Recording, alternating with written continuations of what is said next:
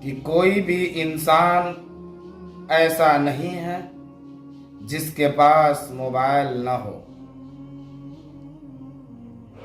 وہ موبائل رکھنے میں بہت سارے نقصانات بھی ہیں تو کچھ فوائد بھی ہیں۔ میرے محترم بزرگوں اور دوستوں، اگر اس کو اچھے کام کے لیے استعمال کیا جائے تو موبائل نہایت ہی مفید ہے، لیکن اس کو برے کاموں میں استعمال کیا جائے، رات بھر گیم کھیلنے اور ادھر ادھر کی ویڈیو دیکھنے میں اپنے وقت کو لگایا جائے، یہ غلط ہے۔ بھائیوں، آج ہمارا معاشرہ ایسا ہو چکا ہے